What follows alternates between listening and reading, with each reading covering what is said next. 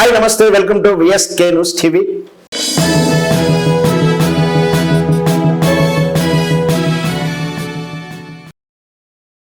తెలంగాణలో ముఖ్యమంత్రి మార్పు కోసమే మీనాక్షి నటరాజన్ గారు తెలంగాణ కాంగ్రెస్ పార్టీ ఇన్ఛార్జిగా వచ్చారంటూ బీజేపీ శాసనసభ నాయకుడు ఏలేటి గారు నిన్న ఆసక్తికరమైన వ్యాఖ్యలు చేశారు.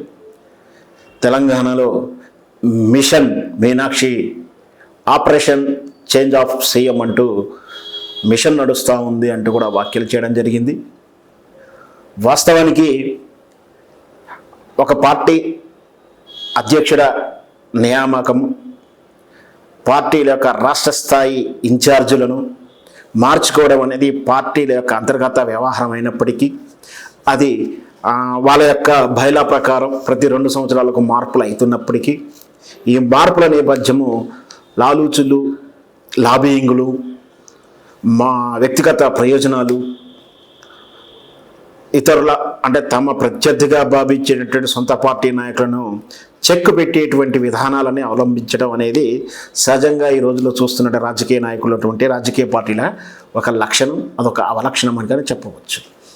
అయితే ఇక్కడ తెలంగాణలో నిన్నటి వరకు కాంగ్రెస్ పార్టీ తరఫున అంటే కాంగ్రెస్ వర్కింగ్ ప్రెసిడెంటు లేదా కార్యకర్తలు సభ్యత్వం ఉన్న వాళ్ళు ఆ పార్టీ యొక్క విధానాలకు పార్టీ ప్రెసిడెంట్ ఉండడము ఒక విధానం, కానీ ఈ అధ్యక్షునికిను పార్టీ వ్యవహారాలకి ఒకవేళ ఆ రాష్ట్రంలో అధికారంలో పార్టీ ఉంటే ఆ యంత్రాంగానికి అంటే పాలనలో ఉన్నటువంటి మంత్రివర్గాలు కానీ ఇట్లాంటి యంత్రాలకు వీళ్ళకిను అనుసంధానంగా ఉండటానికి జాతీయ స్థాయికి నాయకులకి ఒక అనుసంధానం ఉండటానికి పార్టీ రాష్ట్ర ఇన్ఛార్జ్ అని ఒక పోస్ట్ ఉంటుంది. ఇది సహజంగా చాలా కీలకమైన పాత్రను కూడా చెప్పవచ్చు. పార్టీ అధ్యక్షుని కన్నా అంటే ఉదాహరణకు తెలంగాణ రాష్ట్ర పార్టీ అధ్యక్షుని కన్నా ఇప్పుడు మహేష్ కుమార్ గౌడ్ గారు ఉన్నారు కదా, ఆయన కన్నా పెద్ద పోస్టు లేదా చాలా పవర్ఫుల్ పోస్ట్ అని చెప్పొచ్చు ఈ రాష్ట్ర ఇన్ఛార్జి పోస్టు. సహజంగా ఇన్ఛార్జి పోస్టులు చాలా సీనియర్ కాంగ్రెస్ నాయకులను అంటే ఒక రాష్ట్రాన్ని ముఖ్యమంత్రిగా చేసి ఉండవచ్చు, లేదా అంతర్స్థాయి గవర్నర్ పోస్టులు ఇవ్వగలిగిన స్థాయి, ఒకవేళ అధికారంలో ఉంటే కేంద్ర కీలక పదవులు తీసుకున్నటువంటి స్థాయి ఉన్నటువంటి నాయకులను గౌరవార్థం ఒక పార్టీ ఇన్ఛార్జిగా చేస్తూ ఉంటారు. వాళ్ళు చేసిన సేవల కృతజ్ఞతలుగా చేస్తూ ఉంటారు. అయితే ఇలా వచ్చినటువంటి పార్టీ ఇన్ఛార్జీలుగా వచ్చిన వాళ్ళు ఏం చేస్తుంటే ఆ రాష్ట్రంలో ఉన్నటువంటి యావత్ పార్టీ, ముఖ్యంగా ఇది కాంగ్రెస్ పార్టీలో ఉన్నటువంటి కల్చరు, మొత్తాన్ని గుప్పిట్లో పెట్టేసుకొని ఒక రకంగా బేరాలు కుదిరించుకుంటారని కూడా చెప్పవచ్చు.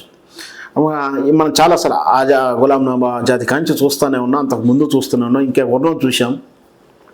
వాళ్ళు ఇన్ఛార్జిగా వ్యవహరించిన తర్వాత వాళ్ళని మచ్చిక చేసుకోవడం కోసం, ప్రసన్నం చేసుకోవడం కూడా ఈ రాష్ట్రంలో ఉన్నటువంటి చోటా మోటా నాయకులు, కీ రోల్స్ ఉన్న వాళ్ళని ప్రసన్నం చేసుకోవడం అంటే సింపుల్గా చెప్పొచ్చు, కోట్ల రూపాయలు కుమ్మరిస్తారు, ఆశలు చూపిస్తారు, వాళ్ళు మభ్యపెడతారు, వాళ్ళని మచ్చక చేసుకుంటారు, వాళ్ళతోటి రిపోర్ట్స్ ఇప్పించుకుంటారు.